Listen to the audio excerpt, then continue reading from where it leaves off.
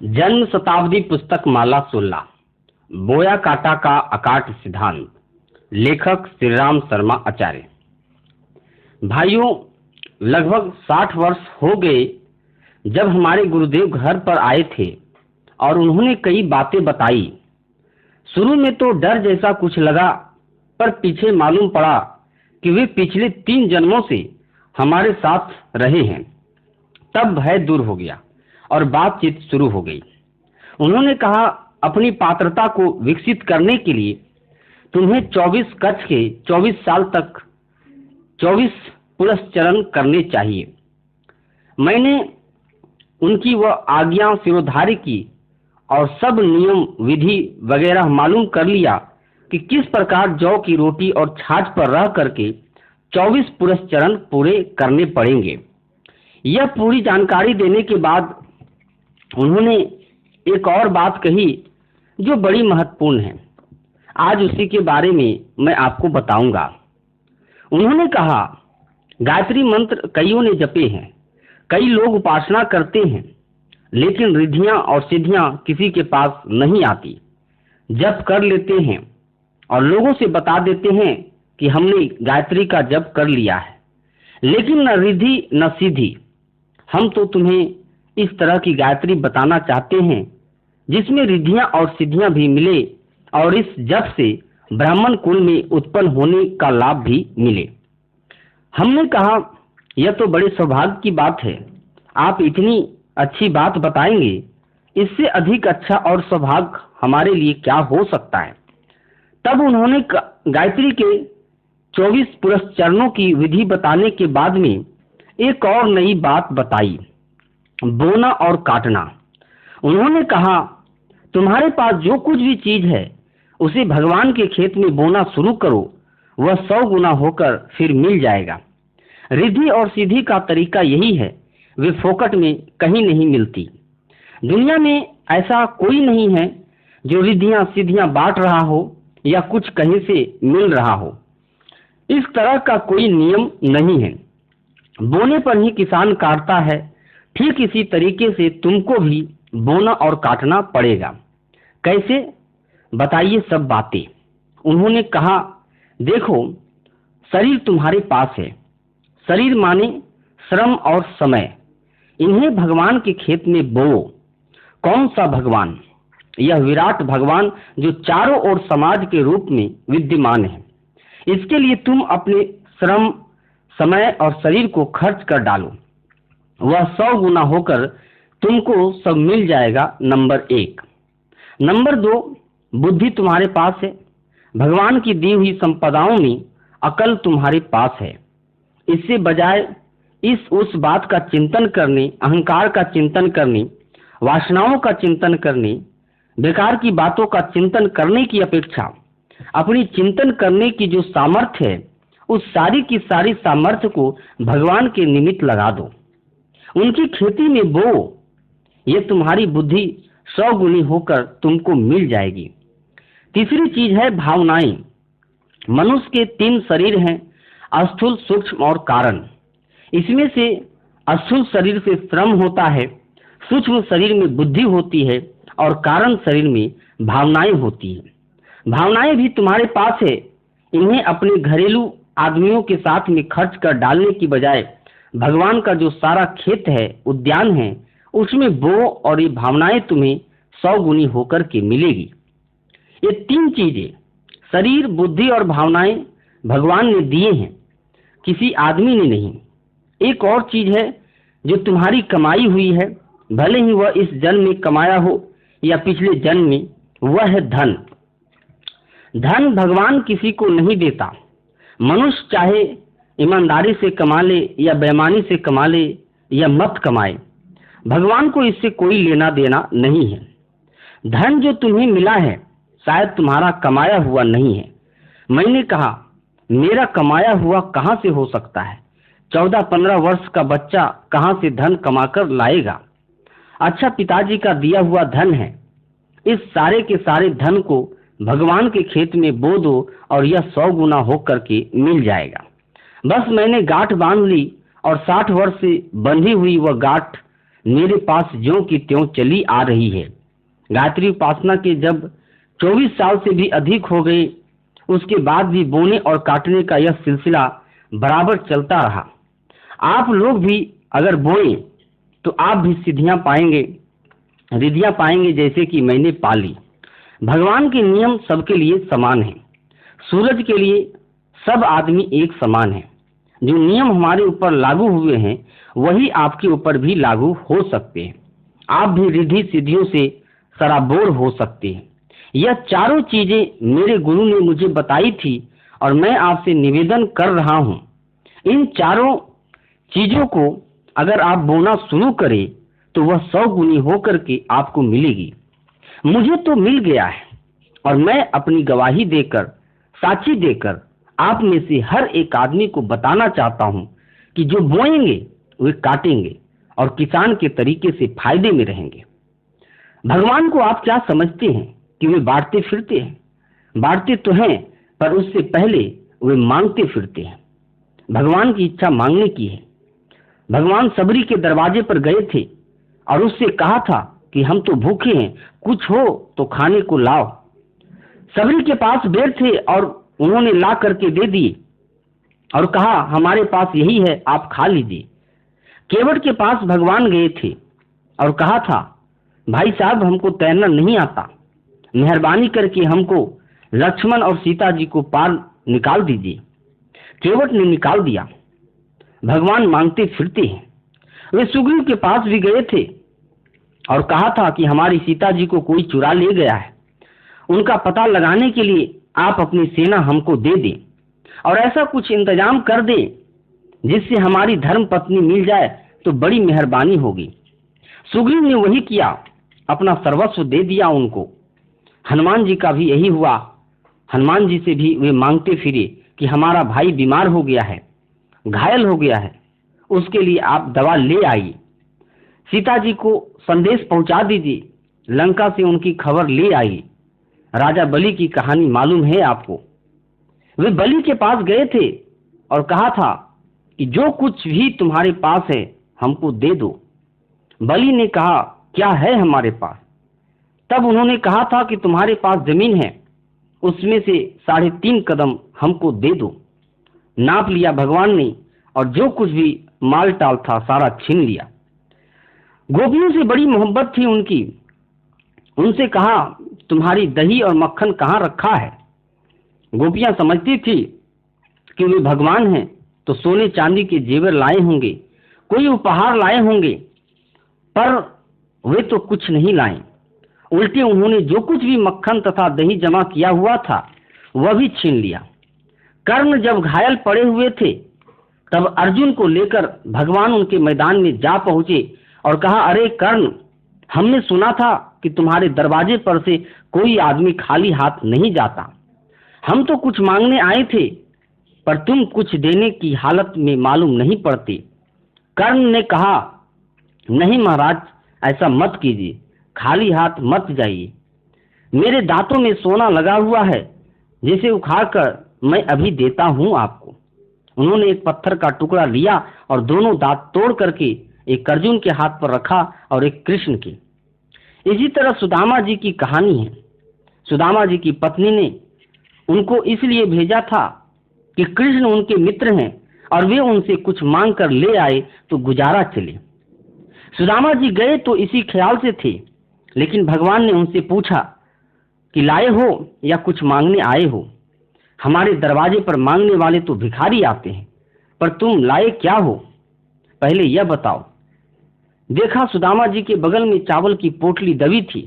उस पोटली को भगवान ने उनसे मांग लिया और उस चावल को स्वयं खाया तथा अपने परिवार को खिलाया। जो कुछ भी सुदामा जी के पास था सब खाली कर दिया। बाद में उन्हें कुछ दिया होगा जरूर।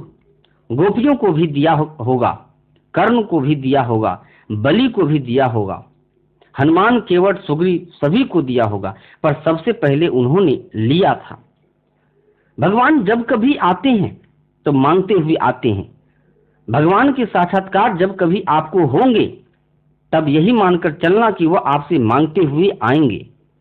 संत नामदेव के पास भगवान कुत्ता का रूप बनाकर गए थे और सूखी रोटी लेकर के भागे थे।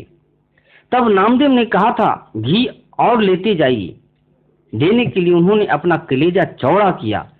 मेरे गुरु ने मुझसे यही कहा था। उसी वक्त से मैंने बात गिरह बांध ली और लगातार जिंदगी में इन 60 वर्षों में देता ही चला आया हूँ। जो कुछ भी संभव हुआ है, देने में कोई नुकसान नहीं है। अगर अच्छी जगह बोया जाए तब लाभ ही लाभ है, लेकिन कहीं खराब जगह पर पत्थर पर बो दिया गया तब मुश्किल है। अच्छा खेत भगवान का खेत है, उसमें बोने से ज्यादा होकर मिलेगा। आपने देखा होगा कि बादल समुद्र से लेते हैं और वर्षा कर जाते हैं, पर क्या वे खाली रह जाते हैं? नहीं, समुद्र उन्हें दोबारा देता है। शरीर का चक्र भी इसी तरह का है। हाथ कमाता है और मुंह को दे देता है, और मुंह पेट में पहुंचा देता है और वह खून बन जाता है। हाथ खाली रहा है क्या? नहीं, हाथ के पास फिर दोबारा मांस के रूप में, रक्त के रूप में, हड्डियों के रूप में, स्फूर्ति के रूप में वह ताकत आ जाती है जो उसने कमाई थी। दुनिया का ऐसा ही चक्र है। हम किसी को जो कुछ देते हैं वह घूम फिरकर हमारे पास फिर से आ जाता है। वृक्ष अपने फल फूल पत्ते सभी कुछ बांटता रहता है और भगवान उसको दोबारा देते रहते हैं। भेड़ अपनी ऊन बांटती रहती है, काटने के थोड़े दिन बाद ही शरीर पर ज्यों की त्यों दोबारा ऊन आ जाती है। देना बहुत शानदार चीज है। हमारे गुरु ने यही बात सिखाई थी, तो आपको कुछ मिला क्या? यही तो मैं बताना चाहता हूं कि मुझे मिला है, और अगर आप हमारी बात पर विश्वास कर सकते हो तो आपने मेरे बारे में भी यह ख्याल कर सकते हैं कि आपको भी मिलेगा। आप भी खाली हाथ रहने वाले नहीं हैं। इस बात का हमने बराबर ध्यान दिया है। रात के वक्त भगवान का नाम लिया होगा और दिन के वक्त सूरज निकलने से लेकर के सूरज डूबने तक हमने सिर्फ भगवान की सेवाएं की है। नाम जब कभी हमने लिया होगा तब रात के वक्त लिया होगा और दिन समाज के रूप में फैले हुए भगवान के लिए खर्च करते रहे। हमारी 75 साल की उम्र होने को आई। इस उम्र में ढेरों के ढेरों आदमी मर जाते हैं और जो जिंदा भी रहते हैं वे किसी काम के नहीं रहते। 60 वर्ष बाद पराया आदमी नकारा हो जाता है, पर हमारे काम करने की ताकत ज्यों की त्यों बनी हुई है। हमारा शरीर लोहे का है। लोहे का क्यों है? इसलिए है कि हमने अपने शरीर को भगवान के काम में लगा दिया है। हमारा शरीर बहुत ठीक है, और अगर आप भी अपने शरीर को समाज के लिए खर्च करना शुरू करें तो ठीक रहेंगे। गांधी, जवाहर, विनोबा तीनों 80 वर्ष के होकर मरे थे। यकीन रखिए, अगर आप भी अपने शरीर को भगवान के खेत में बोना शुरू करें तो आपके लिए बहुत फायदेमंद वाली बात होगी। यह शरीर की बात हुई। नंबर 2, अपनी बुद्धि को हमने भगवान के खेत में बोया। बुद्धि हमारे दिमाग में रहती है। कहाँ तक पढ़े हैं आप? हमारे गांव में प्राइमरी स्कूल है। उस जमाने में दर्जा 4 तक प्राइमरी होते थे, अब तो 5वीं तक होते हैं। वहीं तक हम पढ़े, इसके बाद फिर कभी मौका नहीं मिला। जेल में लोहे के तसले के ऊपर कंकड़ों से अंग्रेजी पढ़ना शुरू किया, संस्कृत पढ़ना शुरू किया, अमुक भाषा शुरू किया, तमुक शुरू किया। हमारी बुद्धि बहुत पैनी है। आपने देखा नहीं, 4 वेदों के भाष्य हमने किए, 18 पुराण, 6 दर्शन आदि सभी के भाष्य किए। व्यास जी ने एक महाभारत लिखा था और गणेश जी को मददगार बनाकर ले गए थे। हमारा तो कोई मददगार भी नहीं है, अकेले ये हमारे हाथ ही मददगार हैं। हमने इतना साहित्य लिखा है जो सामान्य नहीं, असामान्य बात है। हम प्लानिंग करते हैं। कोई आदमी अपनी खेती का, घर का प्लानिंग करता है, और हम सारी दुनिया को, सारे विश्व को नए सिरे से बनाने की प्लानिंग करते हैं। भारत सरकार की 5 वर्षीय योजना बनती है, जिसके लिए कितना बड़ा स्टाफ, कितने मिनिस्टर और कौन कौन लोग काम करते हैं। लेकिन हम तो सारी दुनिया का नया नक्शा बनाने के लिए इसी अकल से काम कर लेते हैं। अपने अकल की हम जितनी प्रशंसा करें उतनी ही कम है। अकल के अलावा हमने अपनी भावनाओं को भी भगवान को दे दिया। जो भी कोई आदमी हमारे नजदीक आया होगा तो हमारे मन में उसके प्रति दो ही बातें रही है कि हम अपने सुख को बांट दें और उसके दुखों को बटा लें। यदि हम बटा सकते होंगे तो हमने जी जान से कोशिश की है। अगर हमारे पास कोई सुख होगा, सामर्थ्य होगी, तो हमने बांटने के लिए बराबर कोशिश की है, क्योंकि हमारी भावनाएं हमको मजबूर करती हैं। वे कहती है कि तुम्हारे पास है और जिनको जरूरत है उनको दोगे नहीं, तो हम कहते हैं कि जरूर देंगे। जो मुसीबत में है और कहते हैं कि हमारी मुसीबत में हिस्सा नहीं बटाएंगे, हमारी मुसीबत में हिस्सा नहीं बटाएंगे क्या? तब हम कहते हैं कि आपकी मुसीबत में हम जरूर हिस्सा बटाएंगे। हमारी भावनाएं इसी तरह की है। भावनाएं जिसे संवेदना कहते हैं, प्यार कहते हैं, हमने बोया है। फलतः सारी दुनिया हमको बेहद प्यार करती है। हमने प्यार दिया है, प्यार बोया है, इसलिए प्यार पाया है। भगवान की चीजों को हमने अमानत के तरीके से रखा और उन्हीं के खेत में बोकर उनकी ही दुनिया के लिए खर्च कर डाला। हमारे पास पिताजी का कमाया हुआ जो भी धन था, हमने सब उसी के लिए खर्च कर दिया। हमारे पास जो भी जमीन थी, जेवर थे, सब बेच करके गायत्री तपो भूमि को बनाने में, भगवान का घर बनाने में खर्च कर दिया। जो पैसा पिताजी ने छोड़ा हुआ था, एक एक पाई खर्च कर डाला। हमने किसी का दिया हुआ धन खाया नहीं। तो आप नुकसान में रहे होंगे। आप नुकसान की बात करते हैं। कभी आप हमारे गांव जाइए, गायत्री तपोभूमि मथुरा अखंड ज्योति कार्यालय देखिए। आप यहाँ आइए, शांति कुंज गायत्री नगर देखिए, ब्रह्म वर्चस्व देखिए, कितने शानदार हैं। 2400 गायत्री शक्ति पीठों को देखिए। इतनी तो बिल्डिंगें हैं और जो उनमें लोग रहते हैं, उन पर जो रुपया खर्च होता है, वह कहां से आता है? जाने कहां से आ जाता है कि धन हमारे लिए कम नहीं पड़ता। भगवान की तरफ हम इशारा कर देते हैं और वह हमारे लिए जिन भी वस्तुओं की आवश्यकता होती है, वह सब ज्यों की त्यों भेज देता है। यह क्या हो गया? यह सिद्धियां हो गई। सिद्धियों में हम 4 चीजें शुमार करते हैं: धन, लोगों का प्यार, बुद्धि और शारीरिक स्वास्थ्य। हमारे पास सिद्धियां हैं। गायत्री का जप करने से किसी के पास सिद्धियां आई हो या नहीं, यह मालूम नहीं, लेकिन हमको जरूर मिली है। इन चारों चीजों की कोई भी परीक्षा ले सकता है। एक और चीज है रिद्धि। रिद्धियां वह होती है जो दिखाई नहीं पड़ती। रिद्धियां 3 हैं और सिद्धियां 4। पहली रिद्धि है आत्म संतोष। हमारे भीतर इतना संतोष है जितना कि न किसी राजा को होगा, न बिरला जी को और न किसी मालदार को।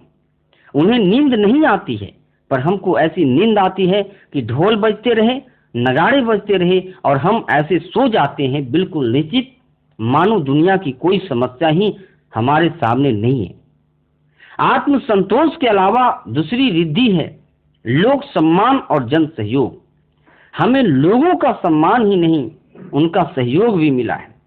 माला पहना देना ही सम्मान करना नहीं है, वरन जनता जिसका सहयोग कर रही हो तो मान लीजिए यह उस आदमी को सम्मान मिला है। माला तो खरीदी भी जा सकती है, लेकिन सम्मान उसमें होता है जिसमें जन सहयोग मिलता है। गांधी जी का सहयोग किया था लोगों ने, विनोबा का सम्मान किया था तो सहयोग भी दिया था। ढेरों की ढेरों जमीनें उनको दान में दे दी थी। गांधी जी के एक इशारे पर लोग जेल जाने के लिए और फांसी के तख्तों पर झूलने के लिए, गोलियां खाने के लिए चले गए थे। यह उनका सम्मान था और सहयोग था। सम्मान कहते हैं सहयोग को। हमारा भगवान हमारे लिए बहुत सहयोग करता है। जनता हमको बहुत सहयोग करती है। तीसरी रिद्धि है दैवी अनुग्रह किसे कहते हैं। आपने रामायण में कई प्रसंग पढ़े होंगे कि जब देवता प्रसन्न होते हैं तब फूल बरसाते हैं और कुछ नहीं बरसाते। कई बार अमुक पर फूल बरसाए, तमुक पर फूल बरसाए। यह क्या है? भगवान की बिना मांगे की सहायता है, बिना मांगे की अक्ल, बिना मांगे की इशारा, बिना मांगे का सहयोग फूलों के तरीके से बरसते रही हैं हमारे ऊपर। अगर ऐसा न होता तो न जाने अब तक हमारा क्या हो गया होता। समय समय पर जो रास्ते उसने बताए हैं, ऐसे शानदार रास्ते बताए हैं कि उन पर हम चलते गए और वह हमारे ऊपर फूल बरसाते रहे। हमको हमारे पिता की संपत्ति का अधिकार मिला है। कर्तव्य और अधिकार दोनों का जोड़ा मिला हुआ है। भगवान ने हमको अपना बच्चा माना है, बेटा माना है और अधिकार दिया है कि उसको नेक काम में खर्च कर डालना। हमने उसे पिताजी के ही काम में जब सब खर्च कर डाला, अपने लिए कुछ नहीं रखा, इसलिए कि पिताजी का वंश, पिताजी का कुल कलंकित न होने पावे। पिताजी माने भगवान परमेश्वर, परमेश्वर का भक्त कहलाने के कारण हमारे ऊपर कोई यह उंगली न उठाने पाए कि यह कैसा आदमी है। हमने उनके वंश को सुरक्षित रखा है। भगवान ने हमको दिया तो है, पर हमने भी कुछ कुछ दिया है। पिता की मृत्यु हो जाती है और उनका कुटुंब रह जाता है। भाई बहन, बच्चे बच्ची, स्त्री, सभी का पालन वह करता है जो परिवार में बड़ा होता है।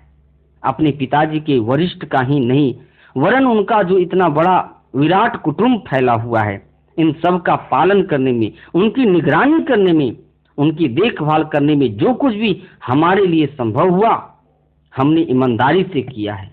हमने बराबर भगवान के कुटुंब का पालन किया है। अपना ही पेट नहीं, वरन भगवान के कुटुंब का भी पालन किया है। भगवान की दुकान, भगवान का व्यवसाय, उद्योग अच्छे तरीके से चलता रहे। कोई यह न कहने पावे कि बाप इनके लिए खेत छोड़कर मरा था, कारखाना फैक्ट्री छोड़कर मर गया था और इन्होंने सब बिगाड़ डाला। व्यवसाय भगवान का, दुकान भगवान की, आप तो समझते ही नहीं, यह सारा व्यवसाय तो उसी का है। दुनिया में जो कुछ भी हो रहा है सब उसी का उद्योग है। उसको ठीक तरह से, बढ़िया ढंग से चलाने में हमने ईमानदारी से पूरी कोशिश की है। पिता की संपदा लेकर, उनका अधिकार लेकर के हम चुपचाप बैठ नहीं गए, बल्कि अपने फर्ज और कर्तव्य का भी पालन किया है। पिताजी का व्यवसाय चलाने में, उनके परिवार का पालन करने में, उनके कुल और वंश की सुरक्षा रखने में हमने बराबर काम किया है। आप भी यही कीजिए और निहाल हो जाइए। रास्ता एक ही है। जो कानून हमारे ऊपर लागू होता है, वही कानून आपके ऊपर भी लागू होता है। सबके लिए एक कानून का कायदा है। भगवान न हमारे साथ रियायत करने वाले हैं और न आपके साथ में उनका कोई बैर विरोध है। तरीके वही हैं जो हमारे जीवन में बताए गए। हमारे गुरु ने हमको तरीका बताया था और हमने स्वीकार कर लिया। हम अपने गुरु को बहुत बहुत धन्यवाद देते हैं और आपको सिखाते, बताते, समझाते हैं कि आप भी उसी रास्ते पर चलिए जिस रास्ते पर हम चले हैं, तो आप भी निहाल हो जाएंगे और धन्य हो जाएंगे। और क्या कहें आपसे। ओम शांति। हमने जीवन भर बोया एवं काटा। हिमालय यात्रा से हरिद्वार लौटकर आने के बाद जब आश्रम का प्रारंभिक ढांचा बनकर तैयार हुआ, तो विस्तार हेतु साधनों की आवश्यकता प्रतीत होने लगी। समय की विषमता ऐसी थी कि जिससे जूझने के लिए हमें कितने ही साधनों, व्यक्तित्वों एवं पराक्रमों की आवश्यकता अपेक्षित थी। दो काम करने थे, एक संघर्ष और दूसरा सृजन। संघर्ष उन अवांछनीयताओं से जो अब तक की संचित सभ्यता, प्रगति और संस्कृति को निगल जाने के लिए मुंह बाएं खड़ी है। सृजन उसका जो भविष्य को उज्जवल एवं सुख शांति से भरा पूरा बना सके। निज के लिए हमें कुछ भी न करना था। पेट भरने के लिए जिस सृष्टा ने कीट पतंगों तक के लिए व्यवस्था बना रखी है, वह हमें क्यों भूखा रहने देगा। भूखे उठते तो सब हैं, पर खाली पेट सोता कोई नहीं। इस विश्वास ने निजी कामनाओं का आरंभ में ही समापन कर दिया। न लोभ ने कभी सताया और न मोह ने। वासना, तृष्णा और अहंता में से कोई भी भव बंधन बनकर पीछे न लग सकी। जो करना था भगवान के लिए करना था, गुरुदेव के निर्देशन पर करना था। उन्होंने संघर्ष और सृजन दो ही काम सौंपे थे, सो उन्हें करने में सदा उत्साह ही रहा। टाल मटोल करने की न प्रवृत्ति थी, न कभी इच्छा हुई। जो करना, जो तत्परता और तन्मयता से करना, यह आदत जन्मजात दिव्य अनुदान के रूप में मिली और अद्यावधि यथावत बनी रही। जिन साधनों की नवसृजन के लिए आवश्यकता थी, वे कहां से मिली, कहां से आई, इस प्रश्न के उत्तर में मार्गदर्शक ने हमें हमेशा एक ही तरीका बताया था कि बो और काटो। मक्का और बाजरा का एक बीज जब पौधा बनकर फलता है तो एक के बदले 100 नहीं वरन उससे भी अधिक मिलता है। द्रौपदी ने किसी संत को अपनी साड़ी फाड़कर दी थी जिससे उन्होंने लंगोटी बनाकर अपना काम चलाया था। वही आड़े समय में इतनी लंबी बनी कि साड़ियों के गट्ठे को सिर पर रखकर भगवान को स्वयं भागकर आना पड़ा। जो तुझे पाना है उसे बोना आरंभ कर दे, यही बीज मंत्र हमें बताया और अपनाया गया। प्रतिफल ठीक वैसा ही निकला जैसा कि संकेत किया गया। शरीर, बुद्धि और भावनाएं स्थूल, सूक्ष्म और कारण शरीरों के साथ भगवान सबको देते हैं। धन स्व उपार्जित होता है, कोई हाथों हाथ कमाते हैं तो कोई पूर्व संचित संपदा को उत्तराधिकार में पाते हैं। हमने कमाया तो नहीं था पर उत्तराधिकार में अवश्य समुचित मात्रा में पाया। इन सबको बो देने और समय पर काट लेने के लायक गुंजाइश थी, सो बिना समय गंवाए उस प्रयोजन में अपने को लगा दिया। रात में भगवान का भजन कर लेना और दिन भर विराट ब्रह्म के लिए, विश्व मानव के लिए समय और श्रम नियोजित रखना, यह शरीर साधना के रूप में निर्धारित किया गया। बुद्धि दिन भर जागने में ही नहीं, रात्रि के सपने में भी लोक मंगल की विधाएं वे निर्मित करने में लगी रही। अपने निज के लिए सुविधा संपदा कमाने का ताना बाना बुनने की कभी इच्छा ही नहीं हुई। अपनी भावनाएं सदा विराट के लिए लगी रही। प्रेम किसी वस्तु या व्यक्ति से नहीं, आदर्शों से किया। गिरों को उठाने और पिछड़ों को बढ़ाने की ही भावनाएं सतत उमड़ती रही। इस विराट ब्रह्म को ही हमने अपना भगवान माना। अर्जुन के दिव्य चक्षु ने इसी विराट के दर्शन किए थे। यशोदा ने कृष्ण के मुंह में सृष्टा का यही स्वरूप देखा था। राम ने पालने में पड़े पड़े माता कौशल्या को अपना यही रूप दिखाया था और काक भुसुंडी इसी स्वरूप की झांकी करके धन्य हुए थे।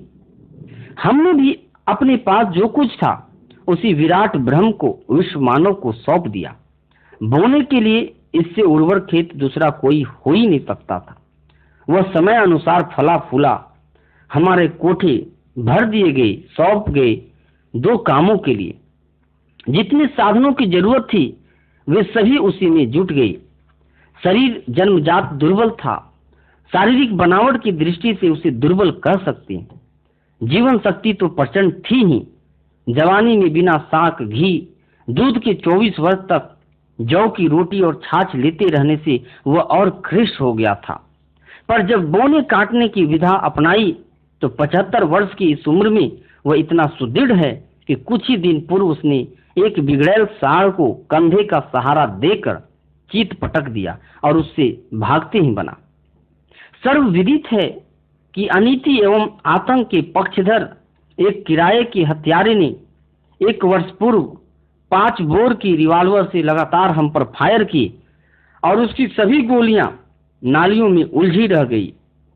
रिवॉल्वर उससे भय के मारे वहीं गिर गई। अब की बार वह छुरीबाजी पर उतर आया।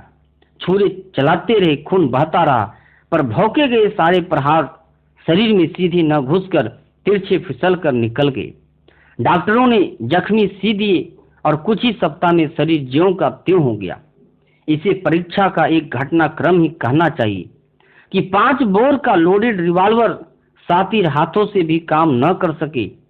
जानवर काटने के छुरे के 12 प्रहार मात्र प्रमाण के निशान छोड़कर अच्छे हो गए। आक्रमणकारी अपने बम से स्वयं घायल होकर जेल जा बैठा। जिसके आदेश से उसने यह किया था उसे फांसी की सजा घोषित हुई। असुरता के आक्रमण असफल हुए। एक उच्च स्तरीय दैवी प्रयास को निष्फल कर देना संभव न हो सका। मारने वाले से बचाने वाला बड़ा सिद्ध हुआ।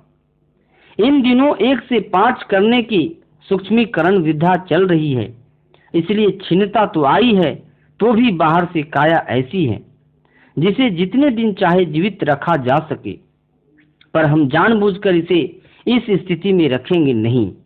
कारण कि सूक्ष्म शरीर से अधिक काम लिया जा सकता है और स्थूल शरीर उसमें किसी कदर बाधा ही डालता है। शरीर की जीवन शक्ति असाधारण रही है, उसके द्वारा 10 गुना काम लिया गया है। शंकराचार्य, विवेकानंद थोड़े से जीवन में 350 वर्ष के बराबर काम कर सके। हमने 75 वर्षों में विभिन्न स्तर के इतने काम किए हैं कि उनका लेखा जोखा लेने पर इस 750 वर्ष से कम में होते संभव प्रतीत नहीं होते। यह सारा समय नव सृजन की एक से एक सफल भूमिका बनाने में लगा है। निष्क्रिय निष्प्रयोजन कभी खाली नहीं रहा। बुद्धि को भगवान के खेत में बोया और वह असाधारण प्रतिभा बनकर प्रकटी। अभी तक लिखा हुआ साहित्य इतना है जिसे शरीर के वजन से तोला जा सके। यह सभी उच्च कोटि का है। आर्ष ग्रंथों के अनुवाद से लेकर प्रज्ञा युग की भावी पृष्ठभूमि बनाने वाला ही सब कुछ लिखा गया है। अध्यात्म को विज्ञान से मिलाने की योजना कल्पना तो कईयों के मन में थी, पर उसे कोई कार्यान्वित न कर सका। इस असंभव को संभव होते देखना हो तो ब्रह्म वर्चस्व शोध संस्थान में आकर अपनी आंखों से स्वयं देखना चाहिए। जो संभावनाएं सामने हैं उन्हें देखते हुए कहा जा सकता है कि अगले दिनों अध्यात्म की रूपरेखा विशुद्ध विज्ञान परक बनकर रहेगी। छोटे छोटे देश अपनी पंचवर्षीय योजनाएं बनाने के लिए आकाश पाताल के कुलावे मिलाते हैं, पर समस्त विश्व की कायाकल्प योजना का चिंतन और क्रियान्वयन जिस प्रकार शांति कुंज के तत्वाधान में चल रहा है उसे एक शब्द में अद्भुत एवं अनुपम ही कहा जा सकता है। भावनाएं हमने पिछड़ों के लिए समर्पित की हैं। शिव ने भी यही किया था। उनके साथ चित्र विचित्र समुदाय रहता था और सर्पों तक को वे गले लगाते थे। उसी राह पर हमें भी चलते रहना पड़ा है। हम पर छुरा रिवाल्वर चलाने वाले को पकड़ने वाले सब दौड़ रहे थे। पुलिस भी लगी हुई थी। सभी को हमने वापस बुला लिया और घातक को जल्दी ही भाग जाने का अवसर दिया। जीवन में ऐसे अनेक प्रसंग आए हैं जब प्रतिपक्षी अपनी ओर से कुछ कमी न रहने देने पर भी मात्र हंसने और हंसाने के रूप में प्रतिदान पाते रहे हैं। हमने जितना प्यार लोगों से किया है उससे 100 गुनी संख्या और मात्रा में लोग हमारे ऊपर प्यार लुटाते रहे हैं, निर्देशों पर चलते रहे हैं और घाटा उठाने तथा कष्ट सहने में पीछे नहीं रहे। कुछ दिन पूर्व प्रज्ञा संस्थान बनाने का स्वजनों को आदेश किया तो 2 वर्ष के भीतर 2400 गायत्री शक्ति पीठों की भव्य इमारतें बनकर खड़ी हो गई और उसमें लाखों रुपयों की राशि रकम खप गई। बिना इमारत के 12,000 प्रज्ञा संस्थान बने सो अलग। छुरा लगा तो सहानुभूति में इतनी बड़ी संख्या स्वजनों की उमड़ी मानो मनुष्यों का आंधी तूफान आया हो। इनमें से हर एक बदला लेने के लिए आतुरता व्यक्त कर रहा था। हमने सभी को दुलार कर दूसरी दिशा में मोड़ा। यह हमारे प्रति प्यार की सघन आत्मीयता की ही अभिव्यक्ति तो है। धन की हमें समय समय पर भारी आवश्यकता पड़ती रही है। गायत्री तपोभूमि, शांति कुंज और ब्रह्मवर्ष की इमारतें करोड़ों रुपये मूल्य की है। मनुष्य के आगे हाथ न पसारने का व्रत निभाते हुए, अयाचक व्रत निभाते हुए ये सारी आवश्यकताएं पूरी हुई है। पूरा समय काम करने वालों की संख्या 1000 से ऊपर है। इनकी आजीविका की ब्राह्मणोचित व्यवस्था बराबर चलती रहती है। इनमें योग्यता की दृष्टि से इतने उच्च स्तर के लोग हैं कि अन्य किसी सामाजिक संस्था में कदाचित ही इस स्तर के और इतने लोग हों। इनमें अनेकों ऐसे हैं जो समाज की नहीं, अपने ही जमा पूंजी के ब्याज से अपना खर्च चलाते व मिशन की सेवा करते हैं। प्रेस, प्रकाशन, प्रचार में संलग्न गाड़ियां तथा अन्य खर्चे ऐसे हैं जो समय अनुसार बिना किसी कठिनाई के पूरे होते रहते हैं।